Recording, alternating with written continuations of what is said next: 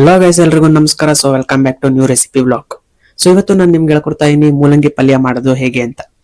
So ಚಾನಲ್ಗೆ ಇನ್ನೂ subscribe ಆಗಿಲ್ಲ ಅಂದ್ರೆ ಸಬ್ಸ್ಕ್ರೈಬ್ ಆಗಿ, ಹಾಗೆ ಬೆಲ್ ನೋಟಿಫಿಕೇಶನ್ ಆನ್ ಮಾಡ್ಕೊಳ್ಳಿ, ನಿಮ್ಗೆ ಯಾವುದೇ ಅಪ್ಡೇಟ್ಸ್ ಮಿಸ್ ಆಗಲ್ಲ. ಸೊ ಬನ್ನಿ ತಡ ಮಾಡ್ದಲ್ಲೇ ವಿಡಿಯೋನ ಸ್ಟಾರ್ಟ್ ಮಾಡೋಣ. ಈ ಮೂಲಂಗಿ ಪಲ್ಯ ಮಾಡೋದಕ್ಕೆ ಬೇಕಾಗಿರೋ ಪದಾರ್ಥಗಳನ್ನ ನೋಡ್ಕೊಳ್ಳೋಣ. ಸೊ ಫಸ್ಟಿಗೆ ಒಂದೆರಡು ಮೂಲಂಗಿ ಸಣ್ಣದಾಗಿ ಹಚ್ಕೊಬೇಕು. ಆಮೇಲೆ ಕಡಲೆಬೇಳೆ ಮತ್ತೆ ಹೆಸರು ಬೇಳೆ ಸೊ ಒಂದೊಂದ್ 2 ಟೀ ಸ್ಪೂನ್ ಅಷ್ಟು ನೆನೆಸ್ಕೊಂಡು ಆಮೇಲೆ ನೀರೆಲ್ಲ ತೆಗೆದಿಕ್ಕೊಬೇಕು. ಆಮೇಲೆ ಒಂದೆರಡು ಕಡ್ಡಿ ಕರಿಬೇವು, ಆಮೇಲೆ ಚಿಟಿಕೆ ಅರಿಶಿನ, ಈರುಳ್ಳಿ ಸಣ್ಣದಾಗಿ ಹಚ್ಕೊಂಡಿರೋದು ಒಂದು, ಆಮೇಲೆ ಕರಿಬೇವು ಒಗ್ಗರಣೆಗೆ, ಆಮೇಲೆ ಜೀರಿಗೆ ಸಾಸಿವೆ, ಇನ್ನ ಮಸಾಲೆಗೆ ತೆಂಗಿನ ತುರಿ, ಮೆಣಸಿನ್ಕಾಯಿ, ಶುಂಠಿ, ಆಮೇಲೆ ಬೆಳ್ಳುಳ್ಳಿ, ಆಮೇಲೆ ಕರಿಬೇವು, ಆಮೇಲೆ ರುಚಿಗೆ ತಕ್ಕಷ್ಟು ಉಪ್ಪು, ಆಮೇಲೆ ಒಗ್ಗರಣೆಗೆ ಎಣ್ಣೆ. ಸೊ ಇಷ್ಟು ಐಟಮ್ಸ್ ಬೇಕು ನಮ್ಮ ಮೂಲಂಗಿ ಪಲ್ಯ ಮಾಡೋದಕ್ಕೆ. ಸೊ ಮೊದಲಿಗೆ ಸ್ಟವ್ ಹಚ್ಕೊಂಡು ಒಂದು ತಪ್ಪಲೆ ಇಟ್ಕೊಂಡು ಈ ಮೂಲಂಗಿನ ಬೇಯಿಸ್ಕೊಂಬಿಡೋಣ ಬನ್ನಿ. ಸೊ ಮೂಲಂಗಿ ಬೇಯಿಸ್ಕೊಳ್ಳೋದಕ್ಕೆ ಒಂದು 2 ಲೋಟ ನೀರು ಹಾಕೊಂಡು, ಆಮೇಲೆ ಒಂದು ಸ್ಪೂನ್ ಅಷ್ಟು ಉಪ್ಪು ಹಾಕೊಂಡು, ಆಮೇಲೆ ಒಂದು ಸ್ವಲ್ಪ ಅರಿಶಿನ. ಸೊ ಈ ಮೂಲಂಗಿಲಿ ಏನಾದ್ರು ವಿಷಕ್ರಿಮ ಆ ಥರದ್ದು ಏನಾನ ಇದ್ರೆ ಹೋಗ್ಬಿಡ್ಲಿ ಅಂತ. ಸೊ ಫಸ್ಟಿಗೆ ಈ ಹೆಸರು ಬೇಳೆ ಕಡಲೆಬೇಳೆ ನೆನ್ಸ್ಕೊಂಡಿದ್ವಲ್ಲ ಅದನ್ನು ಬೇಯಿಸ್ಕೊಳ್ಳೋಣ. ಆಮೇಲೆ ನೆಕ್ಸ್ಟ್ ಈ ಮೂಲಂಗಿ ಸಣ್ಣದಾಗಿ ಹಚ್ಕೊಂಡಿರ್ಬೇಕು. ಯಾಕಂದ್ರೆ ಪಲ್ಯ ಅಂದ್ರೇನೆ ಸಣ್ಣದಾಗಿರ್ಬೇಕು. ಸೊ ದೊಡ್ಡದಾಗಿ ಹಚ್ಚಿದ್ರೆ ಸಾರಾಗಿ ಹೋಗುತ್ತೆ. ಸೊ ಪಲ್ಯ ಅಂದ್ರೇನೆ ಏನು ಸಣ್ಣದಾಗಿರ್ಬೇಕು ಅಷ್ಟೇ. ಸೊ ಇದು ಬೇಯೋ ಅಷ್ಟೊತ್ತಿಗೆ ಮಸಾಲೆ ರುಬ್ಕೊಂಬಿಡೋಣ ಬನ್ನಿ. ಸೊ ಫಸ್ಟ್ ಒಂದು ಜಾರ್ ತಗೊಂಡು ಒಂದು 2 ಮೆಣಸಿನ್ಕಾಯಿ ಹಾಕೊಂಡು, ಆಮೇಲೆ ಶುಂಠಿ ಒಂದು 1/4 ಇಂಚ್ ಹಾಕೊಂಡು, ಬೆಳ್ಳುಳ್ಳಿ ಒಂದು 4 ಪಾಯಿ, ಆಮೇಲೆ ತೆಂಗಿನ ತುರಿ ಒಂದು ಅರ್ಧ ತುರಿ ಹಾಕೊಳ್ರಿ ಸಾಕು. ಸೊ ಆಮೇಲೆ ಕರಿಬೇವು ಒಂದು ಅರ್ಧ ಕಡ್ಡಿ. ಸೊ ಇಷ್ಟು ಹಾಕೊಂಡು ರುಬ್ಕೊಂಬಿಡ್ಬೇಕು. ಆಮೇಲೆ ಮೆಣಸು, ಜೀರಿಗೆ ಒಂದೊಂದು 1/4 ಟೀ ಸ್ಪೂನ್ ಸಾಕು. ಸೊ ನೋಡ್ಬೋದು, ನೀರೇನು ಹಾಕೋ ಅವಶ್ಯಕತೆ ಇಲ್ಲ. ಈ ತರ ಪುಡಿ ಪುಡಿ ಇದ್ರೂ ನಡೆಯುತ್ತೆ, ಯಾಕಂದ್ರೆ ನಾವು ಪಲ್ಯ ಮಾಡ್ತಾ ಇರೋದು ಸಾಗೋಲ್ಲ. ಸೊ ನೋಡ್ಬೋದು ಯಾವ ರೀತಿ ಬೆಂದಿದೆ ಅಂತ. ಸೊ ಚೆನ್ನಾಗಿ ಕುದಿ ಬರ್ತಾ ಇದ್ರೇನೆ ಗೊತ್ತಾಗೋಗುತ್ತೆ ನಿಮ್ಗೆನೆ. ಸೊ ಅದನ್ನ ಕೈಯಲ್ಲಿ ತಗೊಂಡು ಇಸುಕ್ತಾಗ ಪಿಚಕ್ಕನ್ಬೇಕು. ಆ ರೇಂಜಿಗೆ ಬೆಂದಿದ್ರೆ ಸಾಕು, ಮೂಲಂಗಿ ಬೆಂದಿದೆ ಅಂತ ಅರ್ಥ. ಸೊ ಈ ಮೂಲಂಗಿಯಿಂದ ಎಷ್ಟೊಂದು ಬೆನಿಫಿಟ್ ಇದೆ ಹೆಲ್ತಿಗೆ. ಸೊ ಮೂಲಂಗಿ ಪಲ್ಯ, ಮೂಲಂಗಿ ಸಾರು, ಸೊ ಈ ತರದವೆಲ್ಲ ರೆಸಿಪೀಸ್ ಮಾಡ್ಕೊಂಡು ತಿನ್ನೋದ್ರಿಂದ ಹೆಲ್ತಿಗೂ ಒಳ್ಳೆ ಬೆನಿಫಿಟ್ ಸಿಗುತ್ತೆ.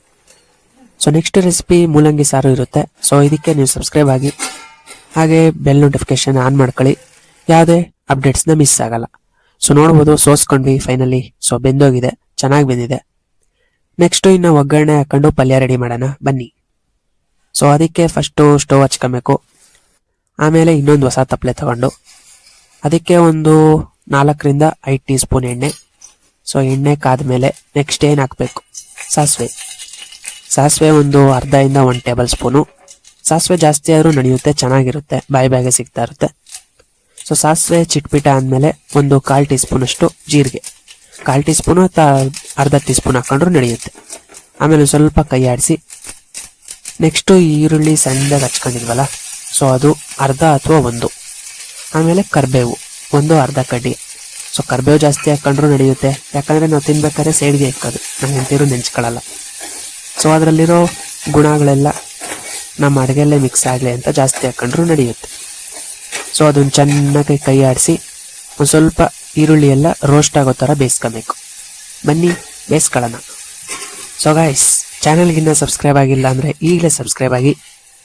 ಆಮೇಲೆ ನೋಡ್ಬೋದು ಈ ಮಸಾಲೆ ರುಬ್ಕೊಂಡಿದ್ವಲ್ಲ, ಇದಕ್ಕೇನು ನೀರೇನು ಮಿಕ್ಸ್ ಮಾಡೋ ಅವಶ್ಯಕತೆ ಇಲ್ಲ, ಹೆಂಗಿದೆಯೋ ಹಂಗೆ ಹಾಕೊಂಡ್ಬಿಡ್ಬೇಕು.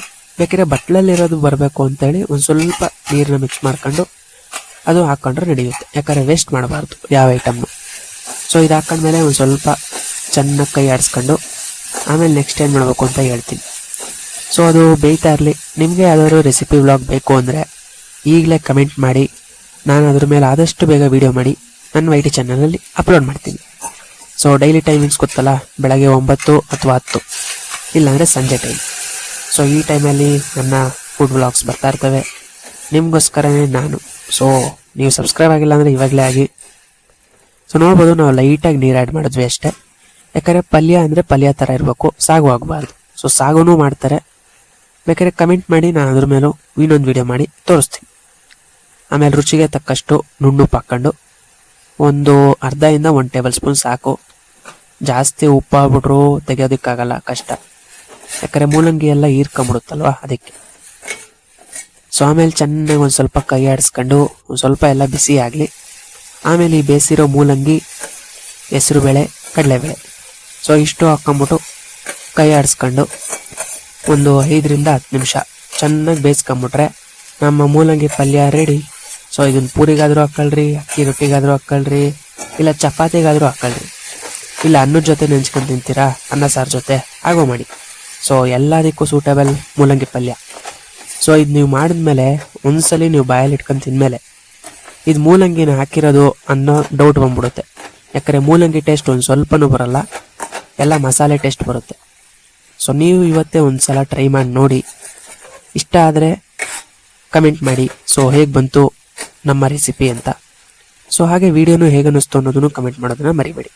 ಆಮೇಲೆ ಲಾಸ್ಟಿಗೆ ಸಣ್ಣದಾಗಿ ಹಚ್ಕೊಂಡಿರೋ ಕೊತ್ತಂಬರಿನ ಉದುರಿಸ್ಕೊಂಡ್ಬಿಟ್ರೆ ನಮ್ಮ ಮೂಲಂಗಿ ಪಲ್ಯ ರೆಡಿ. ಸೊ ಗೈಸ್, ಇವತ್ತೇ ನೀವು ಟ್ರೈ ಮಾಡ್ತೀರ ತಾನೆ? ಟ್ರೈ ಮಾಡಲೇಬೇಕು. ಸೊ ಗೈಸ್, ನೋಡಿದ್ರಲ್ಲ ಎಷ್ಟು ಸುಲಭವಾಗಿ ಮೂಲಂಗಿ ಪಲ್ಯನ ಮಾಡ್ಬೋದು ಅಂತ. ಸೊ ಹಾಗೆ ಮೂಲಂಗಿ ಸಾರು ಮಾಡೋದು ಹೇಗೆ ಅಂತಾನು ನನ್ನ ವೈಟಿ ಚಾನಲ್ ಅಲ್ಲಿ ಅಪ್ಲೋಡ್ ಮಾಡಿದ್ದೀನಿ. ಸೊ ವಿಡಿಯೋ ಇಷ್ಟ ಆಗಿದ್ರೆ ಸಬ್ಸ್ಕ್ರೈಬ್ ಆಗೋದನ್ನ ಮರಿಬೇಡಿ. ಹಾಗೆ ವಿಡಿಯೋ ಹೇಗೆ ಅನ್ನಿಸ್ತು ಅನ್ನೋದನ್ನು ಕಮೆಂಟ್ ಮಾಡಿ. ಸೊ ಮತ್ತೆ ನೆಕ್ಸ್ಟ್ ರೆಸಿಪಿ ಬ್ಲಾಗ್ ಅಲ್ಲಿ ಭೇಟಿ ಆಗ್ತೀನಿ ಅಂತ ಹೇಳ್ತಾ ಧನ್ಯವಾದಗಳು.